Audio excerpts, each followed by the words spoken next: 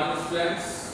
Now we continue our chapter 5 electric current and our topic is limitations of Ohm's law. We discussed in our previous video that what is the Ohm's law. Ohm's law says that in constant external effects of constant external situations the potential is directly proportional to the electric current, that is V equals to IR. R is the electric resistance. Okay. Now the limitations of Ohm's law is what?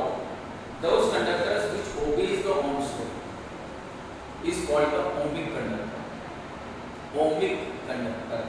Those conductor obeys the Ohm's law is called ohmic conductor. Ohmic conductor means when we plot the graph between the potential difference and the current, then we get a straight line. Then those conductor is called ohmic conductor. and जिनके लिए potential difference और current का graph एक straight line plane होता है, उस conductor को हम ohmic conductor कहते हैं. फॉर एग्जांपल अगर हम ohmic कंडक्टर्स की बात करते हैं तो कॉपर है, सिल्वर है, ये सब ohmic कंडक्टर के अंदर आते हैं. अब हम आते हैं सबसे पहली चीज कि ohm's law is not a universal law. ohm's law universal law नहीं, हर जगह पर ohm's law अप्लाई नहीं होता. कई कंडक्टर्स ऐसे भी होते हैं जो ohm's law को फॉलो नहीं करते हैं. That means the graph between the V and I is not a straight line. It is a curve, non-linear. So it is called the non-ohmic conductor. For example, vacuum tube, transistors, diode. These are the semiconductors. These are the non-ohmic conductors. So simple C definition कि ohmic and non-ohmic is what? Ohmic is which obeys the Ohm's law, and non-ohmic is which not obeys the Ohm's law. We discuss about the limitations of the Ohm's law. What is the limitations of Ohm's law? Ohm's law कहाँ effect होता है? सबसे पहले हम बात करते हैं bulb, electric bulb. Electric bulb के अंदर क्या होता है? इलेक्ट्रिक बल्ब के अंदर फिलामेंट होता है. फिलामेंट किसका बना हुआ होता है? टंगस्टन का बना हुआ होता है. When we flow the current inside the bulb, then tungsten becomes hotted. वो धीरे-धीरे कोट होता चला जाएगा. जैसे-जैसे वो कोट होता जाएगा, that means क्या हो रहा है? वहाँ पर रेजिस्टेंस क्रिएट हो जाता है. रेजिस्टेंस क्रिएट होता जा रहा है तो धीरे-धीरे वो करंट का अपोज कर रहा है, यानी करंट की वैल्यू क्या होती है? कम होती है. यानी वोल्टेज तो उतना ही है, लेकिन आपका करंट कम होता जा रहा है. That means the work, that is the curve between the potential difference and current is not linear. और जहां पर वो लीनियर नहीं रहा, वहां पर ही वो कौन सा कंडक्टर बन गया? दिस इज द नॉन-ohmic कंडक्टर. तो पहला लिमिटेशन है टेम्परेचर. टेम्परेचर इफेक्ट करता है किसको? नॉन लीनियरिटी और नॉन लीनियरिटी. तो फर्स्ट इफेक्ट जो हम यहाँ स्टडी कर रहे हैं, this is the change in current is non-linear with potential difference. The first one is change in current is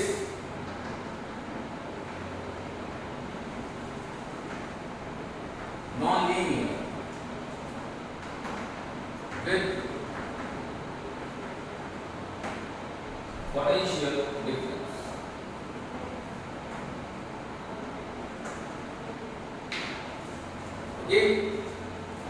Good morning students. We started our fifth chapter electric current and our new topic is limitations of Ohm's law. Firstly, we discussed about the Ohm's law in our previous video that if the external conditions remains constant or remains same, then the potential difference is directly proportional to the electric current, that is V proportional I or V equals to IR. This is the Ohm's law. When we plot a graph between the V and I, then we get a straight line. This is linear curve. This is also a property of the Ohm's law. But what are the limitations of Ohm's law? Limitations of Ohm's law से पहले we discuss about the conductors. All conductors not obey the Ohm's law. That means I say that Ohm's law is not a universal law. It is not applicable on every conductor. Some conductors which obeys the Ohm's law, that means the curve between the V and I have linear, then it is called the ohmic conductor. These conductors is called the ohmic conductor. For example, copper, silver, these are the ohmic conductor.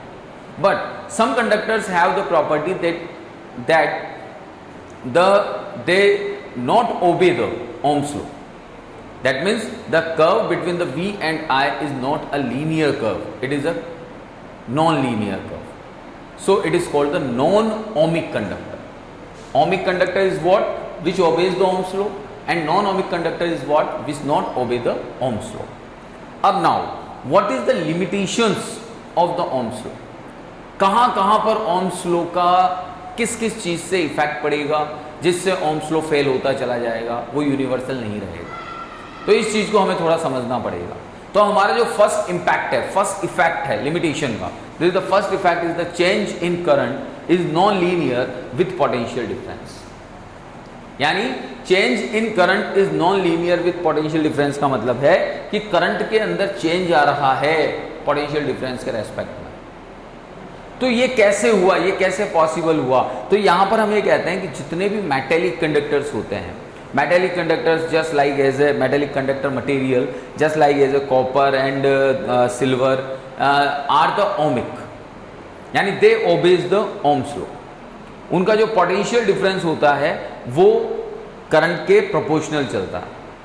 लेकिन जब हम higher potential difference को apply कर देते हैं उनके ऊपर, तो हायर पोटेंशियल डिफरेंस को अप्लाई करने पर their behaviour does not remains ohmic. उनका बिहेवियर ओमिक नहीं रह पाता. उसका रीजन क्या है? Why we not ohmic, why they not ohmic? तो कहने का मतलब ये हुआ कि आपने पोटेंशियल डिफरेंस वोल्टेज को हायर करते आप जा रहे हो और हायर वोल्टेज की वजह से जो उसका बिहेवियर है वो ओमिक नहीं रह पा रहा है, वो ओमिक से नॉन ओमिक में कन्वर्ट होता जा रहा है.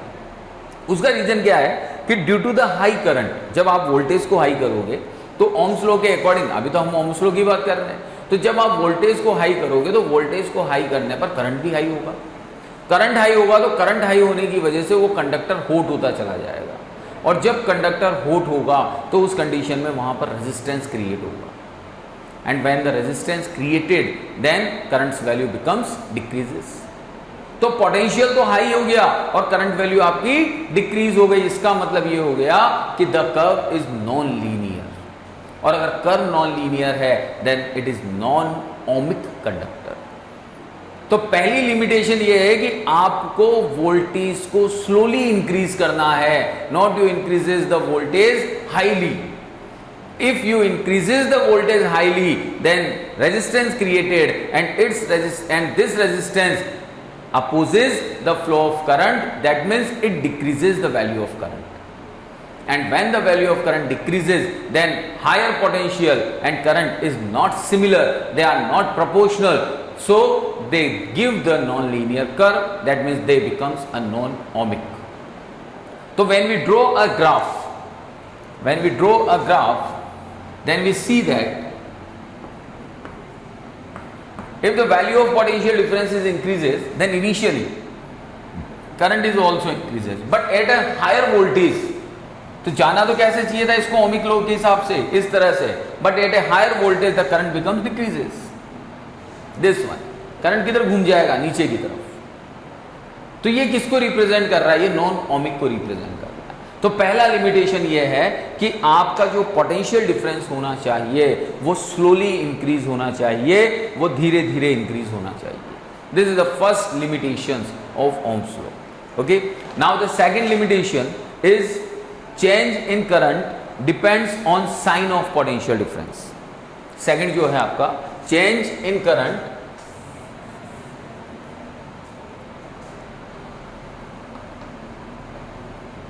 Depends on sign of potential difference. अब इसका मीन क्या है? देखिए चैप्टर 16 है, चैप्टर 16 इलेक्ट्रॉनिक्स से आपका. इलेक्ट्रॉनिक्स के अंदर हम एक टर्म पढ़ेंगे ट्रांजिस्टर, और उससे पहले हम पढ़ेंगे यहां पर पी एन डायोड. तो यहां पर जब हम पी एन डायोड को पढ़ते हैं तो पी एन डायोड के अंदर दो प्रोसेसेस होती है. एक तो होता है फॉरवर्ड बायस और एक होता है रिवर्स बायस. अभी थोड़ा सा समझना है क्योंकि 16 चैप्टर में है, इसे हम ब्रीफली वहीं समझेंगे. फॉरवर्ड बायस वो होता है जिसके अंदर करंट की वैल्यू पर्टिकुलरली एक पॉजिटिव डायरेक्शन में इंक्रीज होती है with the positive potential difference. And reverse bias वो होता है जिसमें एक पर्टिकुलर वोल्टेज तक तो वैल्यू कांस्टेंट चलती है और उसके बाद में वैल्यू एकदम से इंक्रीज होती है इन नेगेटिव वोल्टेज. तो कहने का मतलब ये हो गया कि करंट की वैल्यू में चेंजेस आप पोटेंशियल के साइन के रेस्पेक्ट में ले रहे हो. दैट मीन्स यू इंक्रीजेस और U डिक्रीजेज। नेगेटिव पोटेंशियल और पॉजिटिव पोटेंशियल का मतलब ये होता है क्योंकि potential is a scalar quantity, तो decreases and increases, negative manner में इंक्रीज कर रहे हो और पॉजिटिव मैनर में इंक्रीज कर रहे हो। तो एक नेगेटिव डायरेक्शन हो गया, एक पॉजिटिव डायरेक्शन हो गया, एक नेगेटिव साइन हो गया, एक पॉजिटिव, एक -10 वोल्ट और एक +10 वोल्ट। तो कहने का मतलब यह है कि when you increases the voltage in positive direction then again in P N diode curve when you increases the potential, ये पॉजिटिव पोटेंशियल है, ये नेगेटिव है, ये करंट है अप डायरेक्शन और ये down direction. So when you increases the potential in positive direction, then we see here that the current becomes increases but non-linearly. And if you increases the current in negative direction, then current becomes some at a particular value is constant, एक particular value तक current की value constant आएगी और फिर एकदम तेजी से increase हो जाएगी in negative direction. तो यहाँ पर हम ये कह रहे हैं कि potential difference का जो sign है, हम कहते हैं if we keep the value of v constant and change its sign then current I in reverse direction does not same. आपने पोटेंशियल को सेम रख लिया, चलिए हम तो ये कहते हैं हमने पोटेंशियल को सेम कर दिया। पोटेंशियल को सेम करने के बाद में हमने उसके साइन को चेंज कर दिया। साइन को चेंज करने का मतलब है कि आपने उसको नेगेटिव डायरेक्शन में इंक्रीज कर दिया।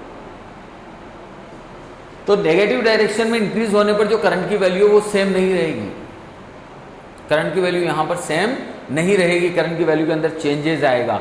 जैसे पीएन जंक्शन डायोड की बात करते हैं हम, तो पीएन जंक्शन डायोड के अंदर फॉरवर्ड बायस में भी करंट नॉन लीनियरली इंक्रीज हो रही है और रिवर्स बायस में भी करंट, ये कहलाता है reverse bias, negative is and positive is the forward bias. तो यहां पर हम ये कहते हैं कि for example when PN junction diode is form forward bias then V I curve is non linear and when it is in reverse bias then VI curve is again non-linear।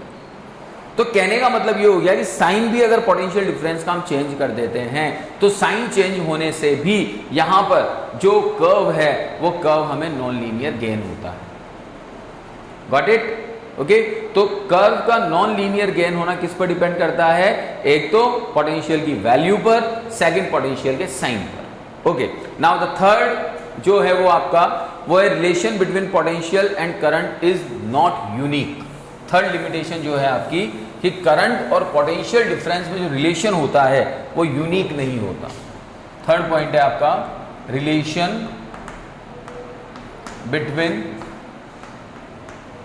Current and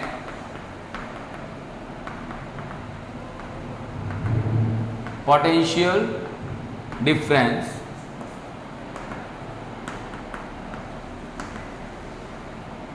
is not unique। okay, तो what is the mean of this topic की relation जो है potential difference और current का वो unique नहीं है। तो हम ये कहते हैं कि कई डिवाइसेस ऐसे होते हैं, यूनिक का मतलब क्या होता है? सबसे पहले हम ये समझे यूनिक सेम चेंजेस। कई डिवाइसेस ऐसे होते हैं जो पोटेंशियल डिफरेंस और करंट के अंदर सेम चेंजेस शो नहीं करते। सेम चेंजेस शो करेंगे तो ओमिक हो जाएंगे। तो कई डिवाइसेस ऐसे हैं जो करंट और पोटेंशियल डिफरेंस के अंदर सेम चेंजेस शो नहीं करते। जैसे एग्जांपल में हम देते हैं यहाँ पर thermal appliances like heater, bulb, इसके अलावा आपकी electric rod, electric oven are the appliances which are not shows the same changes in potential difference and current. Why? तो इन अप्लायंसेस में होता यह है कि जब हम वोल्टेज को इंक्रीज करते हैं तो वोल्टेज को इंक्रीज करने से स्टार्टिंग में तो करंट इंक्रीज हो रहा है, बट वो करंट क्या करता है? जैसे हीटर की अगर मैं बात करता हूं तो हीटर के अंदर नाइक्रोम की कॉइल होती है, तो वो करंट क्या करता है? उस नाइक्रोम को हीट करता है। जब नाइक्रोम हीटेड होता है तो हीटेड होने से उसके अंदर रेजिस्टेंस क्रिएट होता है। जब उसमें रेजिस्टेंस क्रिएट होता है then this resistance opposes the electric current, that means it decreases the value of current. तो वोल्टेज के रेस्पेक्ट में यहां पर करंट की वैल्यू यूनिक नहीं रह पाती। तो some appliances just like as a heat appliances बोल सकते हैं, इलेक्ट्रिक अप्लायंसेस बोल सकते हैं, इलेक्ट्रिक रोड हो गई, इलेक्ट्रिक ओवन हो गया, हीटर हो गया। तो इन सब के अंदर जो रिलेशन है किसका? करंट और पोटेंशियल डिफरेंस का, वो यूनिक नहीं होता। तो ये कुछ लिमिटेशंस है ओम्स लॉ की जहां पर ओम्स लॉ आकर फेल हो जाता है। ओके बेटा? ओके स्टूडेंट्स, तो now we discuss the next important fact, there is the descending order of resistivity for insulator, semiconductor, alloy and conductor. हमें यहाँ पर ये बताना है कि रेजिस्टिविटी के बेस पर अगर आपको ये 4 अलग अलग क्वांटिटीज़ दे दी, फिजिकल क्वांटिटीज़ दे दी जाती हैं, इंसुलेटर है, सेमीकंडक्टर है, अलॉय है, कंडक्टर है, तो हम इनको कैसे रिप्रेजेंट करेंगे? तो यहाँ पर रिप्रेजेंट करने के लिए हम क्या करते हैं, सबसे पहले कि यहाँ रो कंडक्टर की कंडक्टिविटी बहुत ज़्यादा हाई होती है, तो हाई होने की वजह से यहाँ पर जो इसकी रेजिस्टिविटी होगी वो बहुत ज़्यादा लो होगी। तो सबसे कम रेजिस्टिविटी किसकी होगी? कंडक्टर की। इसके बाद में रेजिस्टिविटी की अगर हम बात करते हैं तो रेजिस्टिविटी किसकी आती है? सेमीकंडक्टर, जो इससे थोड़ा सा ज़्यादा होता है, because the semiconductor is the state between the conductor and the insulator. Now the resistivity is higher is for alloy and सबसे लास्ट में इंसुलेटर। इंसुलेटर की रेजिस्टिविटी सबसे ज़्यादा हाई होती है, क्यों? क्योंकि इसकी कंडक्टिविटी सबसे ज़्यादा होती है। ओके, तो कहने का मतलब ये कई बार क्वेश्चन एग्जाम में पूछ लिया जाता है 1/4 या 1/2 मार्क्स का कि रेजिस्टिविटी के बेस पर आप इनको डिसेंडिंग या असेंडिंग ऑर्डर में अरेंज कीजिए। तो ये हमें पता होना चाहिए कि जिसकी कंडक्टिविटी ज़्यादा उसकी रेजिस्टिविटी कम, और जिसकी कंडक्टिविटी कम उसकी रेजिस्टिविटी ज़्यादा। Okay, now we discuss about the carbon resistances. तो कार्बन रेजिस्टेंसेस को डिस्कस करने से पहले कार्बन रेजिस्टेंस को डिस्कस करने से पहले हम ये देखते हैं कि हमारे घरों के अंदर, होम अप्लायंसेस में, लेबोरेटरीज के अंदर, इलेक्ट्रिक सर्किट्स में रेजिस्टेंसेस को यूज में लिया जाता है। लेकिन ये रेजिस्टेंसेस भी 2 टाइप्स के होते हैं। First one is the wire resistance and second one is the carbon resistance. तो जब हम वायर रेजिस्टेंसेस की बाट करते हैं तो जो वायर रेजिस्टेंसेस होते हैं वो अलॉय से मिलकर बने हुए होते हैं। अलॉय क्या?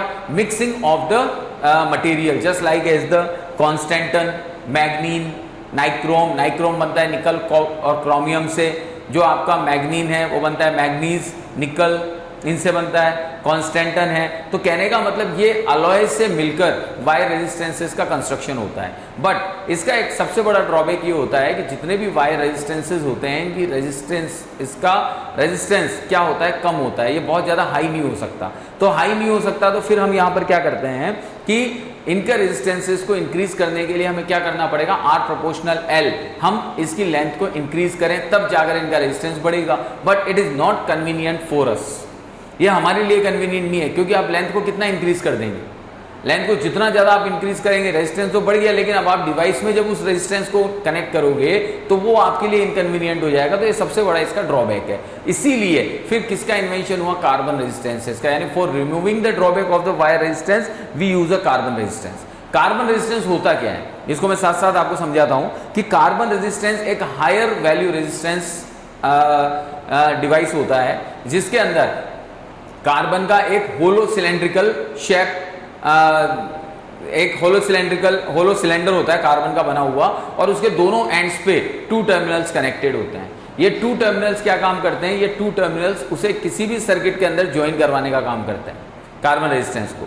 कार्बन रेजिस्टेंस के ऊपर डिफरेंट कलर्स की बैंड्स होती हैं, और इन 4 डिफरेंट कलर बैंड्स का अपना अपना एक सिग्निफिकेंस होता है, अपनी अपनी एक प्रॉपर्टी होती है। तो मैं यहाँ पर ड्रॉ करके आपको बताता हूँ कि we use a carbon resistance. तो it is a hollow carbon rod या hollow carbon cylinder which have a 2 terminal 1 and terminal 2 which are used to join it in the circuit.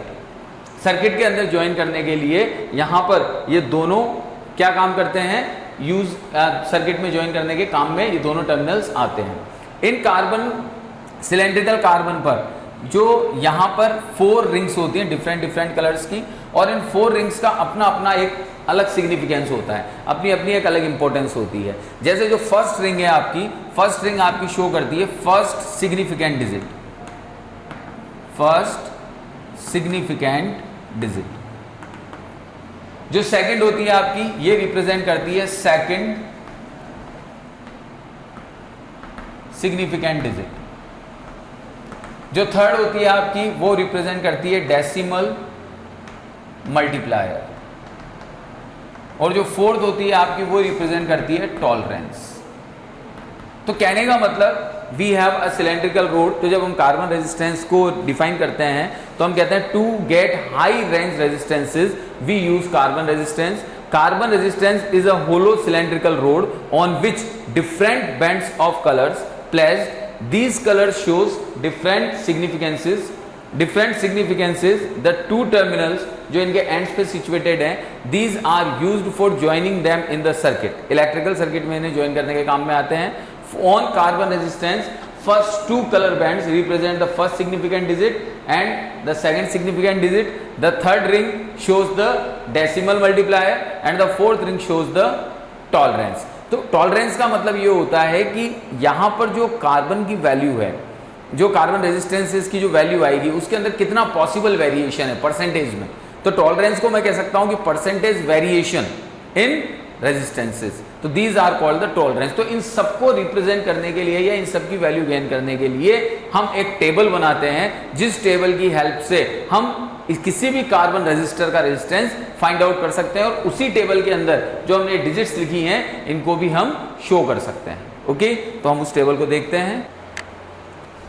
Okay, तो अब हम कार्बन रेजिस्टेंस की यहाँ पर table देखते हैं, क्योंकि कार्बन रेजिस्टेंस की जो वैल्यूज निकलेगी 4 कलर बैंड्स की, वो इसी टेबल की हेल्प से निकलेगी. तो हमारी जो कलर यहाँ पर हमने 4 कॉलम्स बनाए हैं. फर्स्ट कॉलम कलर का है, सेकंड सिग्निफिकेंट फिगर का है, थर्ड डेसिमल मल्टीप्लायर का है, फोर्थ टॉलरेंस का है. यहाँ पर कलर में हम लेते हैं सबसे पहले ब्लैक का सिग्निफिकेंट फिगर है 0, डेसिमल मल्टीप्लायर यानी 10⁻², 10 की पावर जो होगी वो डेसिमल मल्टीप्लायर में आएगी, तो 10⁻0, टॉलरेंस इज नील. इसके बाद में ब्राउन का 1, 10⁻1 नील. इसके बाद में रेड का 2, 10⁻2 नील. इसके बाद में ऑरेंज 3, 10⁻3 नील. मतलब सिग्निफिकेंट फिगर के रेस्पेक्ट में डेसिमल मल्टीप्लायर लेते चलो. उसके बाद में येलो 4, 10⁻4 नील, टॉलरेंस नील. ग्रीन 5, 10⁻5 नील. ब्लू 6, 10⁻6 नील. वायलेट 7, 10⁻7 नील. ग्रे 8, 10⁻8 नील. व्हाइट 9, 10⁻9 नील. गोल्डन का जो डेसिमल मल्टीप्लायर होता है वो होता है 10⁻1 और इसका जो टॉलरेंस परसेंटेज है वो है ±5%, यानी इसके जो रिजल्ट के अंदर वेरिएशन आएगा वो ±5% का रहेगा. इसके बाद में सिल्वर का 10⁻2 ±10%. नो कलर इसका कोई डेसिमल मल्टीप्लायर नहीं होता है और जो इसका टॉलरेंस होता है वो होता है ±20%. तो ये आपकी टेबल हो गई. और इस टेबल को याद रखने की एक छोटी सी ट्रिक है जो हमें ध्यान रखनी है. तो मैं ट्रिक यहाँ लिख देता हूँ जिसकी हेल्प से आप इसे आसानी से याद कर सकते हैं. तो ट्रिक क्या है देखिएगा.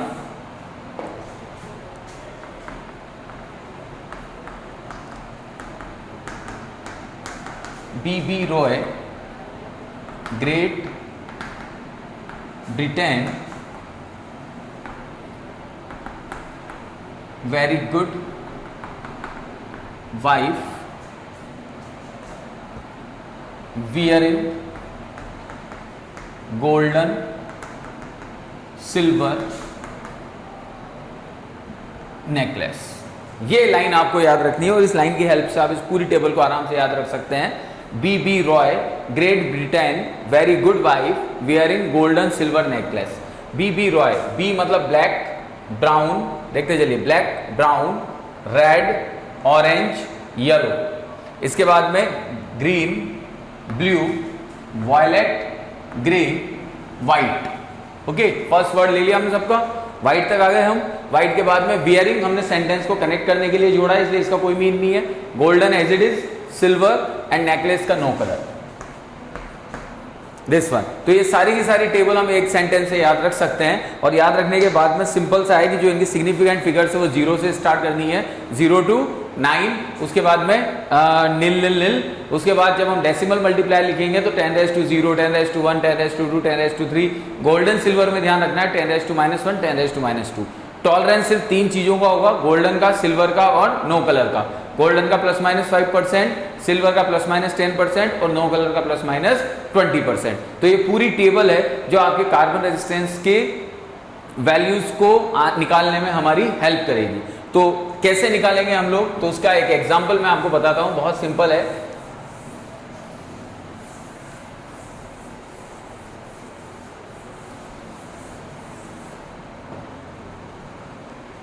ये यहां पर कोई कार्बन रेजिस्टेंस है, 2 टर्मिनल है इसके यहाँ पे ये, और यहाँ पर 4 बैंड्स है. ये है आपका रेड, ये येलो या ये वायलेट, ये हो गया आपका ब्लैक, या ब्राउन ले लीजिए, ब्राउन, और ये सिल्वर। आपसे कहा जाता है find the resistance of this carbon resistor, इस कार्बन रेजिस्टर का रेजिस्टेंस फाइंड आउट कीजिए। तो इस कार्बन रेजिस्टर का रेजिस्टेंस कैसे फाइंड आउट होगा, देखिएगा। First band first significant digit को शो करेगा, तो फर्स्ट सिग्निफिकेंट डिजिट किसकी है, रेड, तो रेड की कितनी होती है 2। इसके बाद में सेकंड सिग्निफिकेंट डिजिट, इसके बाद है वायलेट, तो वायलेट की होती है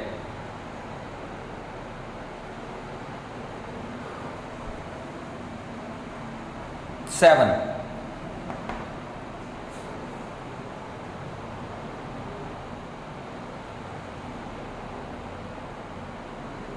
ठीक है, इसके बाद में आता है ब्राउन, तो ब्राउन का आएगा डेसिमल मल्टीप्लायर, थर्ड वाले का डेसिमल मल्टीप्लायर लेते हैं हम थर्ड बैंड का, तो ब्राउन का हो जाएगा 10⁻⁴ और फोर्थ का आएगा आपका, फोर्थ वाले का हम टॉलरेंस लेते हैं, सिल्वर का होता है ±10%।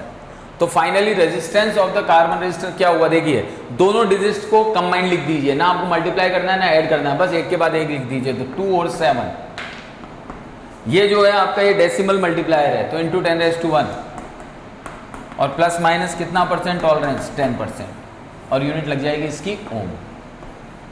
तो ये आपके कार्बन रेजिस्टर का रेजिस्टेंस फाइंड आउट हो गया है। तो इसी तरह के क्वेश्चंस आते हैं एग्जाम में, हाफ मार्क्स का या 1/4 मार्क्स का, जिसमें डिफरेंट कलर बैंड्स आपको दे दी जाएंगी और उन डिफरेंट कलर बैंड्स के लिए आपसे रेजिस्टेंस फाइंड आउट करवाया जाएगा। तो आप डिफरेंट कलर बैंड्स का रेजिस्टेंस इजीली फाइंड आउट कर सकते हैं। Okay, thank you.